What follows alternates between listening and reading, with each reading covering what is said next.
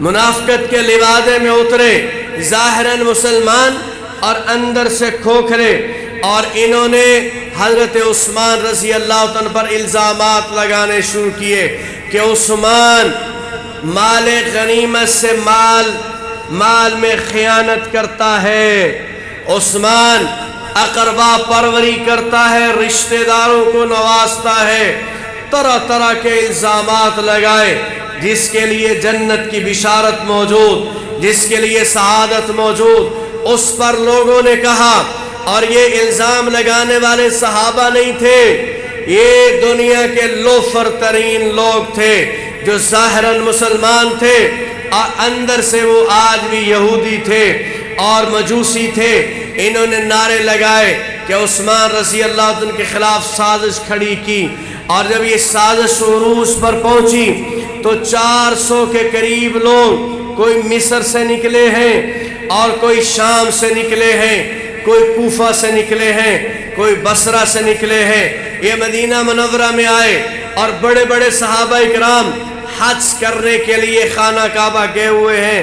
8-9 ذی قعدہ ہے، حضرت عثمان رضی اللہ تعالیٰ عنہ جمعہ کا خطبہ ارشاد فرما رہے ہیں، اور یہ آئے مسجد نبوی میں پھیل کر بیٹھ گئے۔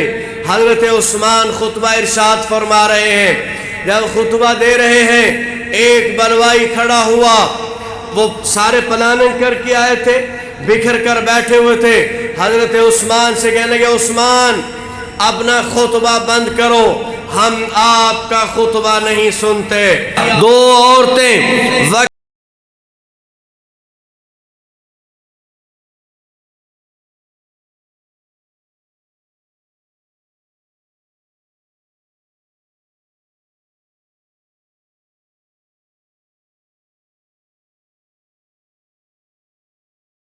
یکم محرم الحرام کو امیر المؤمنین سیدنا عمر بن خطاب رضی اللہ تعالیٰ کی شہادت، 10 محرم الحرام کو جنتی نوجوانوں کے سرداروں میں سے ایک سردار نواسہ رسول سیدنا حسین ابن علی رضی اللہ تعالیٰ عنہما کی شہادت، اور یہ سلسلہ چلتا ہے محرم سے۔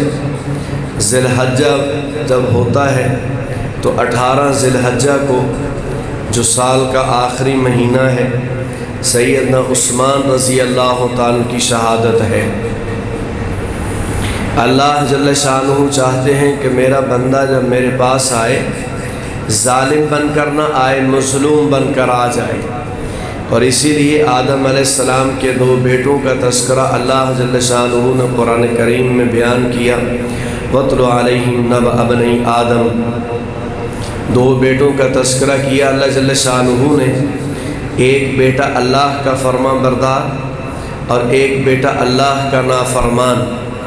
نافرمان بیٹا اپنے دوسرے بھائی سے کہتا ہے کہ میں اس معاملے میں تمہیں قتل کر دوں گا، تو اللہ کا فرما بردار بندہ اپنے بھائی کے اس کہنے کے جواب میں کہتا ہے کہ بھائی اگر آپ مجھے قتل بھی کرو گے میں آپ پر ہاتھ نہیں اٹھاؤں گا، آپ ہاتھ چلاتے رہنا لیکن میں جواب میں ہاتھ نہیں اٹھاؤں گا۔ اگر اس کی کوئی مثال ملتی ہے تو سیدنا عثمان رضی اللہ تعالیٰ عنہ کی ذات ہے، جو 36 لاکھ مربع میل کے حکمران ہیں، جن کی فوجیں ایک آنکھ کے اشارے کی منتظر ہیں، اور بلوائی آ کر جب وہ اپنے آپ کو مسلمان ظاہر کر رہے ہیں، مدینہ منورہ میں آ کر حضرت عثمان رضی اللہ عنہ کی ذات پر اعتراض کرتے ہیں۔ اگر اسلام پر اعتراض کر رہے ہوتے تو وہ یقیناً مقابلہ کرتے، لیکن جب ان کی ذات پر اعتراض ہوا تو حضرت عثمان رضی اللہ تعالیٰ عنہ نے اپنے دفاع کے لیے، اپنی ذات کے لیے اپنی فوجوں کو حکم نہیں دیا لڑنے کا، بلکہ جام شہادت نوش فرما لیا، لیکن اپنی حکومت اور اپنی ذات کے لیے کسی دوسرے کا خون نہیں بہایا۔ یہ جو اللہ جل شانہ نے 2 بھائیوں کا واقعہ بیان کیا، آدم علیہ السلام کے 2 بیٹوں کا، اس کی زندہ تعبیر اگر ہمیں نظر آتی ہے تو وہ حضرت عثمان رضی اللہ تعالیٰ عنہ کی ذات ہے۔ حضرت عثمان رضی اللہ تعالیٰ عنہ کے بہت سارے القاب ہیں، انہیں ذی النورین بھی کہا جاتا ہے۔ ذی النورین کا معنی یہ کہ جناب رسول اللہ صلی اللہ علیہ وسلم کی دو بیٹیاں یک کے بعد دیگرے حضرت عثمان رضی اللہ تعالیٰ عنہ کے نکاح میں تھیں، حضرت رقیہ رضی اللہ تعالیٰ عنہ اور حضرت ام کلثوم رضی اللہ تعالیٰ عنہ۔ جب ایک بیٹی کی وفات ہو گئی تو نبی علیہ السلام نے اپنی دوسری بیٹی کا نکاح فرما دیا۔ لوگ اعتراض کرنے والوں کو معلوم نہیں ہے کہ اپنی بیٹی کے رشتے کے انتخاب کے لیے آج کے زمانے میں بھی بندہ بہترین بندہ ڈھونڈتا ہے۔ نبی علیہ السلام نے پہلے ایک بیٹی کا نکاح کیا، جب وہ فوت ہو گئی تو رسول اللہ کو ان کے ساتھ اتنی محبت ہے اور اتنا اچھا برتاؤ ہے ان کا اپنی بیوی کے ساتھ کہ نبی علیہ السلام نے دوسری بیٹی کا نکاح بھی فرما دیا۔ اور اللہ کی شان، اللہ کی حکمت، تھوڑے عرصے کے بعد دوسری بیٹی کی بھی وفات ہو گئی تو جناب رسول اللہ صلی اللہ علیہ وسلم نے فرمایا عثمان اگر میری اور بیٹی ہوتی، چونکہ اور بیٹی حضرت فاطمہ رضی اللہ تعالیٰ عنہ تھیں لیکن ان کا نکاح حضرت علی رضی اللہ عنہ کے ساتھ ہو گیا تھا، تو نبی علیہ السلام نے فرمایا اگر میری کوئی اور بیٹی ہوتی میں اس کا نکاح بھی تیرے ساتھ کر دیتا۔ یہ نبی علیہ السلام کی ان کے ساتھ محبت ہے۔ اور انہیں ذی الہجرتین بھی کہا جاتا ہے۔ دو ہجرتیں کی ہیں، ایک ہجرت حبشہ کی جانب کی ہے، جب کلمہ پڑھا مشرکین مکہ نے تکلیفیں پہنچانا شروع کی تو نبی علیہ السلام نے مشورہ دیا کہ آپ ہجرت کر کے حبشہ کی طرف چلے جائیں، تو یہ اپنی بیوی کے ساتھ ہجرت کر کے گئے ہیں، اپنی بیوی کے ساتھ ہجرت کر کے حبشہ کی جانب گئے ہیں۔ پھر جب مدینہ منورہ کی جانب ہجرت کا حکم آیا تو پھر یہ مدینہ منورہ کی جانب ہجرت کر کے آگے دو ہجرتیں اسلام کے لیے کی ہیں، اس لیے انہیں ذی الہجرتین بھی کہا جاتا ہے، ذی البشارتین بھی کہا جاتا ہے، جو جناب رسول اللہ صلی اللہ علیہ وسلم نے انہیں بشارتیں سنائیں۔ نبی علیہ السلام حضرت عثمان رضی اللہ تعالیٰ کے ساتھ اس قدر محبت فرماتے تھے کہ ترمذی شریف کی حدیث ہے، نبی علیہ السلام ایک بار ایک باغ میں تشریف فرما تھے، ابو موسیٰ اشعری رضی اللہ تعالیٰ عنہ کو نبی علیہ السلام نے فرمایا اس باغ کا دروازہ بند کر دو اور جو بھی آئے اسے آنے کی اجازت نہیں دینی، پہلے مجھ سے اجازت لینی ہے پھر اس کو اجازت دینی ہے۔ نبی علیہ السلام اس باغ میں موجود جو کنواں تھا اس کنویں کی منڈیر پر بیٹھے ہوئے تھے، تھوڑی دیر کے بعد دروازے پر دستک ہوئی، نبی علیہ السلام نے فرمایا جو بھی دروازے پر ہے دروازہ کھول دو اور اسے جنت کی بشارت سنا دو۔ حضرت ابو موسیٰ اشعری رضی اللہ تعالیٰ عنہ فرماتے ہیں میں نے جا کر دروازہ کھولا تو دیکھا ابو بکر صدیق رضی اللہ تعالیٰ عنہ تھے دروازے پر، میں نے انہیں خوشخبری سنائی، پھر وہ نبی علیہ السلام کے پاس آ کر بیٹھ گئے، تھوڑی دیر کے بعد پھر دستک ہوئی، نبی علیہ السلام نے فرمایا جاؤ دروازہ کھولو، جو بھی دروازے پر کھڑا ہو اسے جنت کی خوشخبری سنا دو۔ میں نے دروازہ کھولا تو دروازے پر حضرت عمر بن خطاب رضی اللہ تعالیٰ کھڑے تھے، میں نے خوشخبری سنائی، وہ بھی اندر تشریف لے آئے۔ پھر تیسری بار جب دستک ہوئی نبی علیہ السلام نے فرمایا جو دروازے پر کھڑا ہے اسے ایک تو پیغام دینا ہے، ایک بشارت دینی ہے، اسے بشارت پیغام یہ دینا ہے ان قریب تمہاری آزمائش ہونے والی ہے، اللہ کی جانب سے امتحان آنے والے ہیں، ان امتحانات میں ثابت قدم رہنا۔ اور دوسرا نبی علیہ السلام نے فرمایا انہیں بھی جنت کی خوشخبری سنا دینا۔ کہتے ہیں میں دروازے پر گیا، میں نے دروازہ کھولا تو تو دروازے پر حضرت عثمان ابن عفان رضی اللہ تعالیٰ کھڑے تھے۔ میں نے جنت کی خوشخبری سنائی اور میں نے کہا نبی علیہ السلام نے خبر دی ہے کہ تمہارا امتحان آزمائش تم پر آنے والی ہے۔ تو انہوں نے اللہ جل شانہ سے مدد مانگی کہ یا اللہ اس آزمائش میں میری مدد اور نصرت فرمانا۔ اور جو نبی علیہ السلام نے 10 صحابہ کے ایک ہی مجلس میں نام لے کر انہیں جنتی فرمایا کہ فلاں جنتی فلاں جنتی فلاں، جنہیں عشرہ مبشرہ کہا جاتا ہے، ان میں تیسرا نمبر حضرت عثمان ابن عفان رضی اللہ تعالیٰ کا۔ کئی بار نبی علیہ السلام نے جنت کی خوشخبری سنائی، اور جب بھی نبی علیہ السلام نے حکم فرمایا کہ تم اللہ کے راستے میں مال خرچ کرو، تو سخاوت میں پہلا نمبر حضرت عثمان ابن عفان رضی اللہ تعالیٰ کا آتا ہے، جنہوں نے اتنا مال نبی علیہ السلام کی خدمت میں پیش کیا۔ مسجد نبوی کی تعمیر ہو گئی تھی، جب مسلمانوں کی تعداد بڑھی تو نبی علیہ السلام نے فرمایا کہ مسجد کو ہم نے تھوڑا سا کشادہ کرنا ہے، بڑی کرنا ہے، تعداد زیادہ ہو گئی ہے، کوئی ہے جو ساتھ والا ٹکڑا خرید کر مسجد کے ساتھ ملا کر وقف کر دے، میں اسے جنت کی بشارت سناتا ہوں۔ حضرت عثمان رضی اللہ تعالیٰ عنہ اٹھے، ساتھ والے مکان جو مالک تھا اس کے پاس گئے، اس سے جا کر سودا کیا، جگہ خرید لی، خرید کر ملکیت میں لے کر نبی علیہ السلام کی خدمت میں حاضر ہوئے اور عرض کیا یا رسول اللہ میں نے جگہ خرید بھی لی ہے اور میں آپ کے ہاتھوں اس کو وقف فرماتا ہوں، قبول فرمائیے۔ نبی علیہ السلام نے کئی مواقع پر انہیں جنت کی خوشخبری سنائی ہوئی ہے۔ ایک بار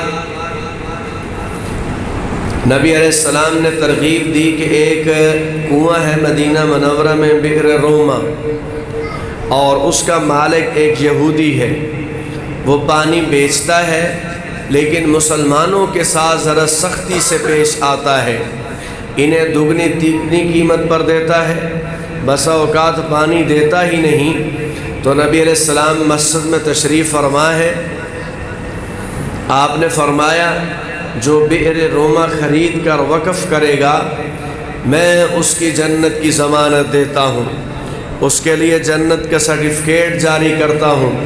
حضرت عثمان رضی اللہ تعالیٰ نے اٹھے اور جا کر اس یہودی کے ساتھ معاملات کیے اور کنواں خرید لیا۔ 33,000 درہم میں کنواں خریدا، 33,000 درہم میں، اور اگرچہ اس کی الگ داستان ہے، بڑے طریقے کے ساتھ خریدا۔ حضرت عثمان رضی اللہ تعالیٰ نے فرمایا کہ اس کو بیچ دے، تو وہ بیچنے کے لیے تیار نہیں تھا، تو کہا چلو ایسا کرو آدھا کنواں بیچ دو، آدھا کنویں کے تم مالک رہو، آدھا کنواں کا میں مالک رہوں گا۔ تو اس نے کہا یہ ٹھیک ہے، دگنی تگنی قیمت بھی لے لیتا ہوں اور ملکیت میں بھی رکھتا ہوں۔ تو ایک دن حضرت عثمان رضی اللہ تعالیٰ مالک ہوتے، ایک دن وہ یہودی اس کا مالک ہوتا۔ حضرت عثمان رضی اللہ تعالیٰ وقف کر دیا کہ جو چاہے جب چاہے پانی لے جائے، تو لوگ 2 دنوں کا پانی لے کر اپنے گھروں میں رکھ لیتے، یہودی سے خریدنے کے لیے کوئی نہیں آتا تھا، یہاں تک کہ یہودی خود آیا، کہا جو باقی کنواں ہے ایک دن کی میری ملکیت کا، وہ آدھا کنواں بھی آپ مجھ سے لے لو، یہاں تک کہ حضرت عثمان رضی اللہ تعالیٰ نے سارا کنواں خرید لیا۔ یہ کنواں جب خریدا تو سب سے پہلے اس سے پانی کا ایک پیالہ لیا اور پیالہ لے کر مسجد نبوی میں تشریف لائے، اور نبی علیہ السلام مسجد نبوی میں تشریف فرما ہے، صحابہ کرام بیٹھے ہوئے ہیں، اور تازہ اور ٹھنڈا پانی لے کر جب آئے پیالے میں تو نبی علیہ السلام کے قریب آ کر بیٹھ گئے، عرض کیا یا رسول اللہ وہ کنواں میں نے خرید لیا ہے اور آپ کے ہاتھوں میں وقف کرتا ہوں، تو یہ پہلا پیالہ وہاں سے پانی کا لے کر آیا ہوں، آپ کے لیے لے کر آیا ہوں۔ تو پیالہ یوں کیا نبی علیہ السلام کی جانب، تو نبی علیہ السلام نے ہاتھ بڑھائے پیالہ لینے کے لیے، تو آپ حضرت عثمان رضی اللہ عنہ نے پیالہ پیچھے ہاتھ پیچھے کھینچ لیے، نبی علیہ السلام نے فرمایا عثمان دو نا، مجھے دینے کے لیے ہی تو لائے ہو۔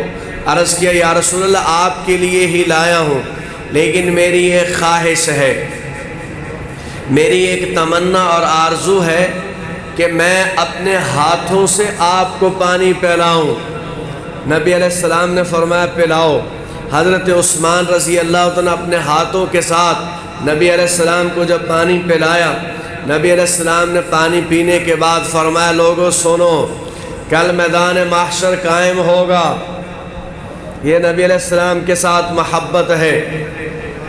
کل میدان محشر قائم ہوگا اور میدان محشر میں لوگ پیاسے ہوں گے، اللہ جل شانہ مجھے حوض کوثر عطا فرمائیں گے، اس کی منڈیر پر آسمان کے ستاروں سے بھی زیادہ پیالے رکھے ہوئے ہوں گے، اور میں پیالے بھر بھر کے اپنی امت کے پیاسوں کو پانی پلاؤں گا۔ میرے دائیں جانب ابو بکر کھڑے ہوں گے، میرے بائیں جانب عمر بن خطاب کھڑے ہوں گے، یہاں تک کہ میری امت کے لوگ آ رہے ہوں گے، ان میں عثمان ابن عفان بھی آئیں گے۔ ابو بکر صدیق پیالہ لے کر آگے بڑھیں گے پلانے کے لیے، میں انہیں روک دوں گا رک جاؤ۔ پھر عمر بن خطاب آگے بڑھیں گے پانی پلانے کے لیے، میں انہیں روک دوں گا کہ تم رک جاؤ۔ وہ عرض کریں گے یا رسول اللہ کیا عثمان کو پانی نہیں پلانا؟ تو میں فرماؤں گا پلانا ہے، لیکن آج پانی تم نے نہیں پلانا، آج عثمان کو پانی میں خود اپنے ہاتھوں سے پلاؤں گا۔ جناب رسول اللہ صلی اللہ علیہ وسلم نے جب بھی حکم فرمایا، اپنا مال نبی علیہ السلام کے ایک حکم پر قربان کیا ہے، اور اتنا ہر موقع پر نبی علیہ السلام سے دعائیں وصول کی ہیں۔ ایک بار جناب رسول اللہ صلی اللہ علیہ وسلم اما عائشہ رضی اللہ تعالیٰ فرماتی ہیں نبی علیہ السلام میرے حجرے میں تشریف لائے اور فرمایا عائشہ گھر میں کھانے کے لیے کوئی چیز ہے؟ میں نے عرض کیا یا رسول اللہ کچھ نہیں ہے۔ تو نبی علیہ السلام مسجد میں آئے، نوافل پڑھے، پھر گھر میں گئے، فرمایا عائشہ کوئی چیز ہے کھانے کے لیے؟ میں نے عرض کیا یا رسول اللہ کچھ نہیں ہے۔ پھر نبی علیہ السلام مسجد میں آئے، نوافل پڑھے، پھر گھر میں گئے، پوچھا اب کوئی چیز ہے؟ میں نے عرض کیا یا رسول اللہ کچھ نہیں۔ پھر نبی علیہ السلام یہاں سے اٹھے اور باہر چلے گئے جنگل میں اللہ جل شانہ سے مناجات کرنے کے لیے کہ یا اللہ رزق کا مالک تو ہے، کھلانے والا تو ہے، پلانے والا تو ہے، ہماری زندگی مال اسباب اکٹھا کرنے میں نہیں لگ رہی، ہماری زندگی تیرے دین کی آبیاری میں لگ رہی ہے، لوگوں کو جہنم سے بچانے میں اور جنت میں داخل کرنے میں لگ رہی ہے، اور رزق کا مالک تو ہے، رزق کھلا۔ نبی علیہ السلام تشریف لے گئے۔ اما عائشہ رضی اللہ تعالیٰ فرماتی تھوڑی دیر کے بعد حضرت عثمان رضی اللہ تعالیٰ عنہ آئے اور مجھ سے پوچھا اما جان جناب رسول اللہ صلی اللہ علیہ وسلم کہاں ہیں؟ میں نے پہلے ارادہ کیا بات چھپانے کا، پھر میں نے بات ظاہر کر دی، میں نے اس چھپانے کو اچھا نہ جانا، تو میں نے کہا ایسے نبی علیہ السلام گھر میں تشریف لائے، کھانے کے لیے پوچھا تو کوئی چیز موجود نہیں تھی۔ پھر نبی علیہ السلام نے نوافل پڑھے، دعا مانگی، پھر حجرے میں سارا میں نے واقعہ سنایا، تو حضرت عثمان رضی اللہ تعالیٰ رونے لگے۔ کہا اما جان رسول اللہ صلی اللہ علیہ وسلم کے گھر میں فاقہ ہے اور ہمیں خبر تک نہیں ہے۔ اپنے گھر میں گئے، فوراً ایک اونٹ پر اناج لادا اور کھانے پینے کا سامان لادا، اور وہ نبی علیہ السلام کے سارے گھروں جتنے حجرے تھے تمام ازواج مطہرات کے گھروں کی جانب روانہ کیا۔ پھر سوچا اس کے پکانے میں تو دیر ہو جائے گی، اپنے سارے خادم اور غلام کام پر لگا دیے، کہا تم بکری ذبح کرو، اس کا گوشت بناؤ، اس کا کھانا پکایا کھانا تیار کر کے جناب رسول اللہ صلی اللہ علیہ وسلم کے گھر میں پہنچایا اور تمام ازواج مطہرات کے گھروں میں پہنچایا۔ اور جب کھانا پہنچ گیا عرض کیا اما جان میں آپ کا بیٹا ہوں، اگر آئندہ کوئی ایسا گھر میں مسئلہ پیش آئے کسی اور کو بتانا یا نہ بتانا، اپنے اس بیٹے کو ضرور بتانا۔ اس لیے کہ اگر رسول اللہ صلی اللہ علیہ وسلم کے گھر میں فاقہ ہو، ہمارے حلق سے کھانا نیچے نہیں اترتا۔ حضرت عثمان رضی اللہ تعالیٰ عنہ یہ سارا سامان دے کر ہدیہ کر کے اپنے گھر کو چلے گئے۔ نبی علیہ السلام جب تشریف لائے تو سوال نہیں کیا ابھی کہ ایسا گھر میں کچھ ہے، گھر کی رونقیں بدلی ہوئی ہیں، گھر کا ماحول بدلا ہوا ہے۔ نبی علیہ السلام نے فرمایا ایسا یہ کون لے کر آیا، کون لے کر آیا؟ عرض کیا یا رسول اللہ یہ عثمان ابن عفان آپ کا داماد لے کر آیا ہے۔ تو نبی علیہ السلام کی آنکھوں سے آنسو آ گئے۔ عرض کیا مولا میں عثمان سے راضی ہوں، تو بھی عثمان سے راضی ہو جا۔ اتنی نبی علیہ السلام سے بشارتیں حاصل کی ہیں۔ جب غزوہ تبوک کا موقع آیا، یہ بڑی سخت ترین جنگ تھی اور لمبا اور طویل سفر تھا، تو نبی علیہ السلام نے ایک تو فرمایا کہ سارے مسلمانوں نے جانا ہے۔ اب بقیہ جہاد میں اختیار ہوتا تھا جانا ہے یا نہیں جانا، ترغیب دیتے تھے نبی علیہ السلام، لیکن اس موقع پر حکم تھا کہ کوئی پیچھے نہ رہے۔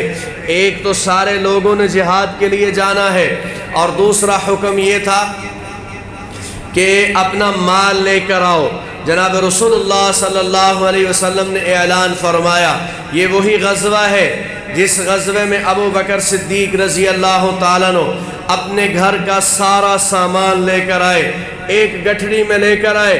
نبی علیہ السلام ہر آنے والے سے پوچھتے تھے کہ کیا لے کر آئے ہو، لیکن جب صدیق اکبر آئے تو نبی علیہ السلام نے سوال بدل دیا۔ آپ نے فرمایا ابو بکر گھر میں کیا چھوڑ کر آئے ہو، گھر میں کیا چھوڑ کر آئے ہو؟ تو نبی علیہ السلام یہاں ابو بکر صدیق رضی اللہ تعالیٰ عنہ اپنے گھر کا سارا سامان لے کر آئے۔ حضرت عمر رضی اللہ تعالیٰ عنہ اپنے گھر کا آدھا سامان لے۔ اسی جنگ میں ایک خاتون اپنے سر کے بال لے کر آئی۔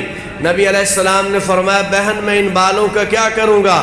عرض کیا یا رسول اللہ آپ نے اعلان کیا تھا اللہ کے راستے میں خرچ کرنے کے لیے، میرے پاس کچھ نہیں تھا، میں سر کے بال کاٹ کر لائی ہوں کہ کسی مجاہد کے پاس اگر اونٹ یا گھوڑے کے لیے رسی اور نکیل نہ ہو تو میرے انہی بالوں سے وہ رسی اور نکیل بنائے۔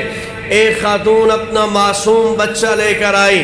نبی علیہ السلام نے فرمایا بہن میں اس معصوم بچے کا کیا کروں گا؟ عرض کیا یا رسول اللہ یہ آپ بچہ لے جائیے، اگر کسی مجاہد کے پاس ڈھال نہ ہو تو میرے بچے کو ڈھال بنا کر آنے والے تیر کو روک دے اور اپنی جان بچائے۔ میرا بچہ اگر اللہ کے راستے میں قربان ہو جائے میرے لیے اس سے بڑھ کر سعادت نہیں ہے۔ آپ علیہ السلام نے فرمایا بہن تم اس کو لے جاؤ، اللہ پاک اس کی زندگی میں برکتیں عطا فرمائے۔ اور ایک صحابی آئے، نبی علیہ السلام سے عرض کیا یا رسول اللہ میں بھی اس میں حصہ ڈال سکتا ہوں؟ آپ نے فرمایا سبھی ڈالو، جو بھی ڈالے گا اللہ جل شانہ اس کے مال میں برکتیں، ایمان میں اللہ جل شانہ برکتیں عطا فرمائے گا۔ وہ صحابی گئے رات کو ایک یہودی کے پاس اور کہا تمہارا باغ ہے، اس باغ میں پانی لگانے کی ضرورت ہے، تمہیں مزدور چاہیے؟ کہا مزدوری کے لیے مجھے مزدور چاہیے۔ کہا پھر ایسا کرو مجھے کام بتاؤ۔ اس نے کہا میرا باغ ہے، اتنے سینکڑے ہیں کھجور کے درختوں کے، اور باغ میں کنواں ہے پانی کا، وہاں اس کنویں سے پانی نکالو اور میرے باغ کے سارے کھجور کے درختوں کو پانی لگاؤ، بدلے میں کیا ملے گا؟ مزدوری اور اجرت۔ تو یہودی نے کہا کہ 2 کلو کھجور ملے گی، 2 سیر کھجور۔ کہا کوئی بات نہیں منظور۔ ساری رات ڈول کھینچتے رہے اور پانی لگاتے رہے، اور صبح 2 سیر کھجور ملی، 1 کلو اپنے گھر میں رکھی، 1 کلو نبی علیہ السلام کی خدمت میں پیش کی۔ لیکن جنگ پر بڑا خرچہ ہونے والا تھا، بڑا لمبا سفر تھا، اور بڑی اس وقت کی طاقتور حکومت کے ساتھ اور فوج کے ساتھ ٹکر تھی۔ تو نبی علیہ السلام بار بار اعلان فرما رہے ہیں، بار بار اعلان فرما رہے ہیں کہ لے کر آؤ اور لے کر آؤ۔ یہ جو مساجد اور مدارس اور دین کے کاموں کے لیے یہ جو چندہ کیا جاتا ہے، جناب رسول اللہ صلی اللہ علیہ وسلم نے کیا ہے، اور نبی علیہ السلام کی یہ سنت ہمیشہ بابرکت رہے گی۔ ہمارے گاؤں میں ماشاءاللہ 2-4 اور بھی مساجد بن رہی ہیں، تو ان کے مالک جو ہیں وہ خود بھی بنا سکتے ہیں، اگر اکیلا بنانا چاہیں تو بنا سکتے ہیں، لیکن میں نے ان کو ترغیب دی ہے کہ صرف خود نہ بنانا، اگر تم خود بناؤ گے تو رسول اللہ صلی اللہ علیہ وسلم کی ذات اقدس وہ ہے کہ اللہ جل شانہ نے فرمایا محبوب اگر تم کہتے ہو تو میں تمہارے لیے یہ جو پہاڑ ہیں مدینہ منورہ اور مکہ مکرمہ کے پہاڑ تمہارے لیے سونے کے بنا دیتا ہوں۔ لیکن بنانا مقصود نہیں ہوتا، مقصود ہوتا ہے لوگوں کا سرمایہ لگانا، لوگوں کا وقت بھی اللہ کے راستے میں لگ جائے، لوگوں کا مال بھی اللہ کے راستے میں لگ جائے۔ تو میں نے ان سے کہا کہ اس میں باقی لوگوں کو بھی دعوت دینا، باقی لوگوں کو بھی شریک کرنا، جتنے لوگ اس کار خیر میں شرکت کرتے جائیں گے ان کے لیے نفع کا سامان بنتا جائے گا، اور جو اس سے دور ہوتے جائیں گے ان کے لیے نقصان کا سامان بنتا رہے گا۔ جناب رسول اللہ صلی اللہ علیہ وسلم بار بار اعلان فرما رہے، لوگ اتنا کچھ لا رہے ہیں لیکن وہ راستے کا زیادہ راہ پورا نہیں ہو رہا۔ تو حضرت عثمان رضی اللہ تعالیٰ عنہ کھڑے ہوئے، مختلف روایات ہیں، ایک روایت میں ہے حضرت عثمان رضی اللہ تعالیٰ عنہ کھڑے ہوئے عرض کیا یا رسول اللہ 300 اونٹ سامان کے لدے ہوئے میں آپ کی خدمت میں پیش کرتا ہوں۔ نبی علیہ السلام نے فرمایا عثمان اللہ پاک قبول فرمائے، اللہ پاک برکتیں عطا فرمائے، دعائیں دیں، لیکن فرمایا لوگوں اور لے کر آؤ۔ پھر حضرت عثمان کھڑے ہوئے عرض کیا یا رسول اللہ 300 اونٹ مزید 600 اونٹ جو ہیں سامان کے لدے ہوئے میں خدمت میں پیش کرتا ہوں۔ نبی علیہ السلام نے فرمایا اللہ برکتیں عطا فرمائے اور لے کر آؤ۔ تو حضرت عثمان رضی اللہ عنہ گھر میں گئے، 1000 دینار، دینار سمجھتے ہیں 4 دینار جو ہیں 1 تولہ کے برابر، 1 تولہ سونے کے برابر 4 دینار، تو 1000 دینار لے کر آئے اور تھیلی میں بند ہے، اور نبی علیہ السلام سے عرض کیا یا رسول اللہ 900 اونٹ سامان کے لدے ہوئے وہ بھی میں پیش کرتا ہوں آپ کی خدمت میں، اور یہ 1000 دینار بھی۔ نبی علیہ السلام مسجد نبوی میں بیٹھے ہوئے تھے، جب وہ دینار آئے آپ نے تھیلی سے نکالے، چونکہ سارا زیادہ راہ پورا ہو گیا تھا، وہ ان کے ساتھ نبی علیہ السلام کھیل رہے ہیں اور خوشی آپ علیہ السلام کے چہرے پر نمایاں نظر آ رہی ہے۔ نبی علیہ السلام نے فرمایا ما ضر عثمان ما عمل بعد هذا اليوم، عثمان تم جو بھی کرو آج کے بعد تمہارا کوئی عمل تمہیں نقصان نہیں پہنچائے گا، کوئی تمہارا عمل نقصان نہیں پہنچائے گا۔ اس موقع پر بھی نبی علیہ السلام نے جنت کی بشارت سنائی، کتنے مواقع ہیں جنت کی خوشخبریاں سنائی ہوئی ہیں، اور آپ محبت دیکھیے نبی علیہ السلام کی، جب نبی علیہ السلام تشریف لے گئے عمرہ کے لیے، لیکن مشرکین مکہ نے عمرہ نہیں کرنے دیا اور صلح حدیبیہ کا واقعہ پیش آیا، تو نبی علیہ السلام نے حضرت عثمان رضی اللہ عنہ کو فرمایا کہ عثمان جاؤ مکہ میں، ہم یہاں رکے ہوئے ہیں حدیبیہ کے مقام پر، اور تم جاؤ ان سے مذاکرات کر کے آؤ۔ جب وہ گئے تو مشرکین مکہ نے کہا عثمان، چونکہ پرانی واقفیت تھی حضرت عثمان کے ساتھ بھی، بقیہ مہاجرین صحابہ کے ساتھ بھی، تو مشرکین مکہ نے کہا عثمان تم آ گئے ہو، تم ایک اچھے آدمی ہو، تو نبی علیہ السلام سے لڑ رہے ہیں اور حضرت عثمان کے بارے میں کہتے ہیں تم ایک اچھے اور شریف آدمی ہو، تم آ گئے ہو مکہ میں، چلو ہم تمہیں اجازت دیتے ہیں تم عمرہ کر لو، اور تم خانہ کعبہ کا طواف کر لو اور صفا مروہ کی سعی کر لو، جو چاہو جس عقیدے سے چاہو تم مکہ میں خانہ کعبہ میں عبادت کر لو۔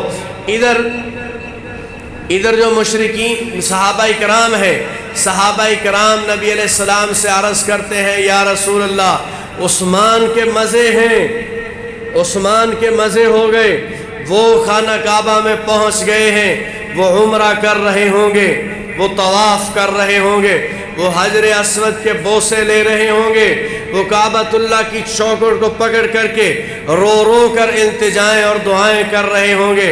نبی علیہ السلام نے اپنے صحابہ سے فرمایا، میرے صحابہ، میرا عثمان میرے بغیر عمرہ نہیں کرے گا، میرے بغیر عمرہ نہیں کرے گا۔ مشرکین مکہ نے دعوت دے دی حضرت عثمان کو کہ عثمان آؤ عمرہ کرو، ہم تمہیں اجازت دیتے ہیں۔ حضرت عثمان رضی اللہ تعالیٰ عنہ ایمان کامل کے ساتھ جواب دیتے ہیں، بڑے بڑے سرداروں کی اس آفر کو ٹھکراتے ہیں اور فرماتے ہیں کہ جب تک جناب رسول اللہ صلی اللہ علیہ وسلم عمرہ نہیں فرمائیں گے، عثمان ابن عفان عمرہ نہیں کرے گا۔ اس لیے کہ نبی علیہ السلام کے عمرہ کرنے کے بغیر ہمارا عمرہ قبول ہی نہیں ہے، وہ دغا ہے، وہ غداری ہے۔ اگر تم نبی علیہ السلام کو عمرہ سے روک دو اور مجھے اجازت دے دو، میں بھی تبھی کروں گا۔ نبی علیہ السلام نے اتنا وثوق ہے، اتنا اعتماد ہے، آپ علیہ السلام نے صحابہ کو پہلے فرما دیا، میرا عثمان میرے بغیر عمرہ نہیں کرے گا۔ تو کفار نے اسی بات پر قید کر لیا حضرت عثمان رضی اللہ تعالیٰ عنہ کو، یہ خبر اڑا دی کہ حضرت عثمان کو شہید کر دیا گیا ہے۔ نبی علیہ السلام نے 1400 صحابہ سے فرمایا کہ آؤ آج میرے ہاتھ پر بیعت کرو جان دینے کی، کہ اگر یہ بات سچی نکلی کہ مشرکین مکہ نے میرے عثمان کو شہید کیا ہے تو سارے میرے صحابہ میرے ہاتھ پر بیعت کرو کہ ہم عثمان کا بدلہ لینے میں اپنی جان بھی قربان کر دیں گے۔ 1400 صحابہ نے بیعت کی نبی علیہ السلام کے ہاتھ پر۔ چونکہ یہ جو خبر آئی تھی یہ شک پر مبنی تھی، شک تھا، پکی بات نہیں تھی، تو یہ اتنی بڑی شہادت تھی، حضرت عثمان کی شہادت پر بدلہ لینے کی اتنی بڑی شہادت کہ اللہ جل شانہ نے قرآن بنا کر نازل کیا، لقد رضی اللہ عن المؤمنین اذ یبایعونک تحت الشجرہ۔ محبوب وہ لوگ جنہوں نے درخت کے نیچے بیٹھ کر آپ کے ہاتھ پر بیعت کی ہے حضرت عثمان کے بدلہ لینے پر، میں ان سارے صحابہ سے راضی ہو گیا ہوں۔ عام شخصیت نہیں ہے کہ اس کے خون کے بدلہ لینے پر رضی اللہ عنہم ورضوا عنہ کا اللہ جل شانہ سرٹیفکیٹ جاری کرتے ہیں، اتنی بڑی سعادت۔ تو نبی علیہ السلام نے فرمایا ممکن ہے کہ یہ خبر جھوٹی ہو، یہ سعادت سے میرا عثمان محروم نہ رہے۔ تو دائیں ہاتھ پر نبی علیہ السلام بیعت لے رہے تھے، جو صحابی آتا اپنا دائیں ہاتھ نبی علیہ السلام کے ہاتھ پر رکھ کر بیعت کرتا کہ یا رسول اللہ ہم اپنی جان پر کھیل جائیں گے لیکن عثمان کا بدلہ ضرور لیں گے، آپ کے ایک اشارے کے منتظر رہیں گے۔ تو جب یہ 1400 صحابہ نے بیعت کر لی تو نبی علیہ السلام نے فرمایا لوگوں ممکن ہے عثمان زندہ ہو اور خبر جھوٹی ہو، تو میں اس سعادت میں عثمان ابن عفان کو بھی شامل کرنا چاہتا ہوں۔ یہ میرا ہاتھ عثمان کی طرف سے ہے، میں عثمان کی جانب سے بھی بیعت کرتا ہوں۔ اپنا ہی ہاتھ حضرت عثمان رضی اللہ عنہ کے ہاتھ کا مثل قرار دے کر نبی علیہ السلام نے خود ہی بیعت کی ہے۔ اتنی محبت ہے، اتنا تعلق ہے اور اتنی سعادت ہے، اور اللہ جل شانہ نے خلافت کا موقع عطا فرمایا۔ 12 دن کم 12 سال خلیفہ رہے مسلمانوں کے۔ حضرت عمر رضی اللہ تعالیٰ جب شہید ہوئے 22 لاکھ مربع میل کے حکمران تھے، اور حضرت عثمان رضی اللہ تعالیٰ عنہ ان 12 دن کم 12 سال کی دور خلافت میں 22 سال سے اسلامی مملکت کو اٹھاتے ہیں، 22 لاکھ مربع میل سے اٹھاتے ہیں اور اسے 36 لاکھ مربع میل تک پھیلا دیتے ہیں۔ کتنے علاقے فتح کیے۔ سب سے پہلے بحری بیڑا جو تیار کیا گیا، وہ حضرت عثمان رضی اللہ تعالیٰ کے زمانے میں، جس میں جہاد کرنے پر جنت کی بشارت موجود ہے۔ اسلامی سلطنت وسیع ہو گئی اور ایران ٹوٹ گیا، روم ٹوٹ گیا، علاقے فتح ہو گئے، مسلمان پھیلتے جا رہے ہیں اور دنیا کے کونے کونے میں اللہ اکبر کی صدائیں بلند ہو رہی ہیں، بتوں کے پرخچے اڑائے جا رہے ہیں، غیر اللہ کو دور کیا جا رہا ہے، اللہ کی توحید کی، جناب رسول اللہ صلی اللہ علیہ وسلم کی رسالت کی صدائیں زبان زد عام ہیں، آوازیں بلند ہو رہی ہیں، دنیا میں لا الہ الا اللہ کی صدائیں گونج رہی ہیں۔ اب کفار نے دیکھا کہ ہم مسلمانوں کے ساتھ ظاہری طور پر نہیں ٹکرا سکتے، تو انہوں نے باطنی طور پر ٹکرانے کا ارادہ کیا اور منافقت کے لبادے میں اترے۔ میں اس کو بڑا مختصر کر رہا ہوں، منافقت کے لبادے میں اترے، ظاہراً مسلمان اور اندر سے کھوکھرے، اور انہوں نے حضرت عثمان رضی اللہ عنہ پر الزامات لگانے شروع کیے کہ عثمان مال غنیمت سے مال میں خیانت کرتا ہے، عثمان اقربا پروری کرتا ہے، رشتہ داروں کو نوازتا ہے، طرح طرح کے الزامات لگائے، جس کے لیے جنت کی بشارت موجود، جس کے لیے سعادت موجود، اس پر لوگوں نے کہا، اور یہ الزام لگانے والے صحابہ نہیں تھے، یہ دنیا کے لوفر ترین لوگ تھے جو ظاہراً مسلمان تھے اور اندر سے وہ آج بھی یہودی تھے اور مجوسی تھے۔ انہوں نے نعرے لگائے کہ عثمان رضی اللہ عنہ کے خلاف سازش کھڑی کی، اور جب یہ سازش عروج پر پہنچی تو 400 کے قریب لوگ، کوئی مصر سے نکلے ہیں اور کوئی شام سے نکلے ہیں، کوئی کوفہ سے نکلے ہیں، کوئی بصرہ سے نکلے ہیں، یہ مدینہ منورہ میں آئے، اور بڑے بڑے صحابہ اکرام حج کرنے کے لیے خانہ کعبہ گئے ہوئے ہیں۔ 8-9 ذی قعدہ ہے، حضرت عثمان رضی اللہ تعالیٰ عنہ جمعہ کا خطبہ ارشاد فرما رہے ہیں، اور یہ آئے مسجد نبوی میں پھیل کر بیٹھ گئے۔ حضرت عثمان خطبہ ارشاد فرما رہے ہیں، جب خطبہ دے رہے ہیں ایک بلوائی کھڑا ہوا، وہ سارے پلاننگ کر کے آئے تھے، بکھر کر بیٹھے ہوئے تھے، حضرت عثمان سے کہنے لگے عثمان اپنا خطبہ بند کرو، ہم آپ کا خطبہ نہیں سنتے۔ حضرت عثمان رضی اللہ عنہ اپنا خطبہ جاری رکھا، پھر دوسرا کھڑا ہوا، تیسرا کھڑا ہوا، آگے بڑھے، ایک نے پتھر مارا حضرت عثمان رضی اللہ تعالیٰ عنہ کے، جب ان کی پیشانی پہ لگا وہ نیچے گرے اور بے ہوش ہو گئے۔ ایک بندہ آگے بڑھا، جو عصا انہوں نے پکڑا ہوا تھا خطبہ دینے کے لیے، وہ آگے بڑھا، اس نے عصا توڑ دیا، اور حضرت عثمان رضی اللہ عنہ کو لوگوں نے اٹھایا اور گھر میں لے کر گئے۔ تو ایک بلوائی نے کہا آج کے بعد عثمان ابن عفان مسجد نبوی میں خطبہ نہیں دے سکتے۔ ایک بلوائی نے کہا آج کے بعد عثمان مسجد میں نہیں آ سکتے۔ ایک بلوائی نے کہا آج کے بعد اپنے گھر سے بھی نہیں نکل سکتے۔ حضرت عثمان رضی اللہ عنہ کے گھر کا محاصرہ کیا۔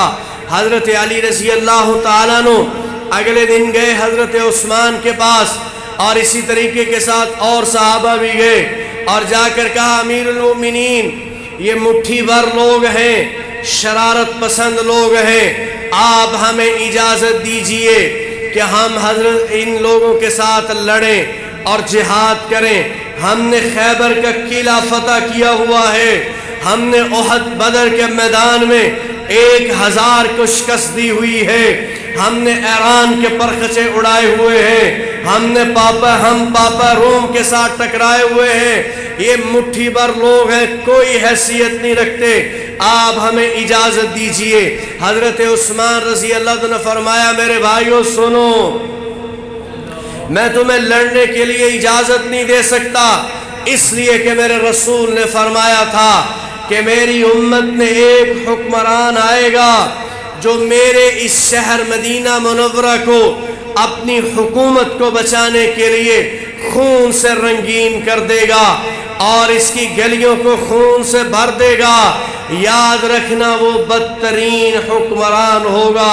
فرمایا میں اپنی خلافت اور حکومت کو بچانے کے لیے مدینہ منورہ کی گلیوں میں خون بہا کر بدترین خلفاء میں اپنا شمار نہیں کرنا چاہتا، یہ میں تمہیں اجازت نہیں دیتا۔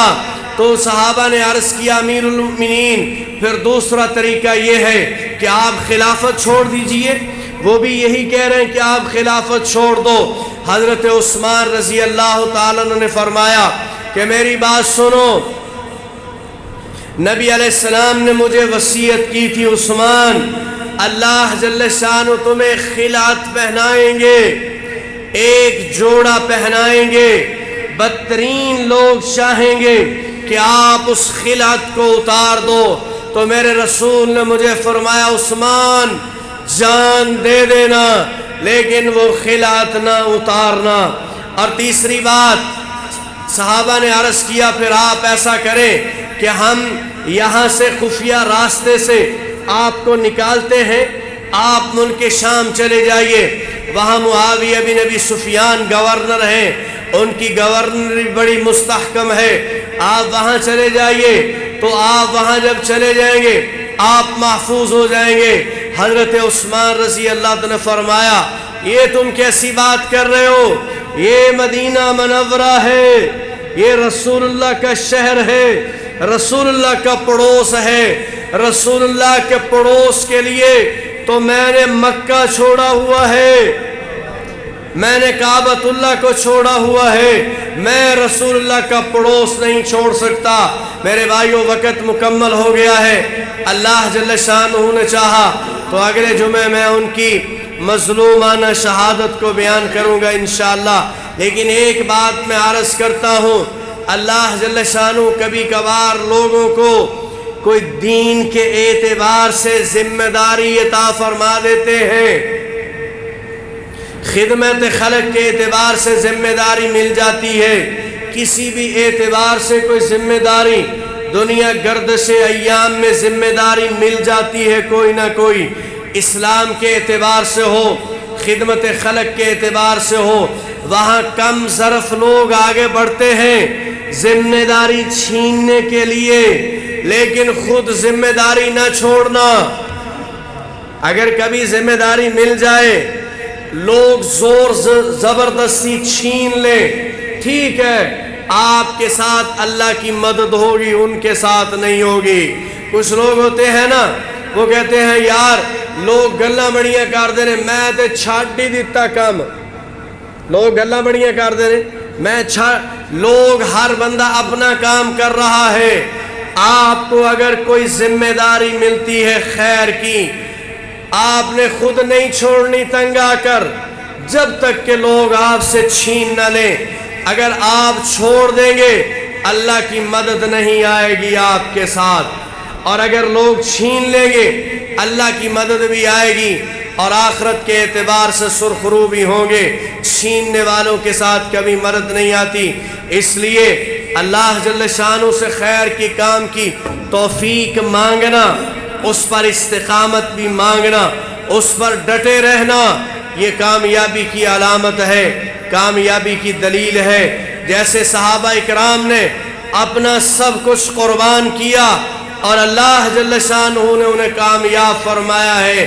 جو صحابہ کی طرح ایمان لے کر آئے گا اسی کا ہی ایمان ہے۔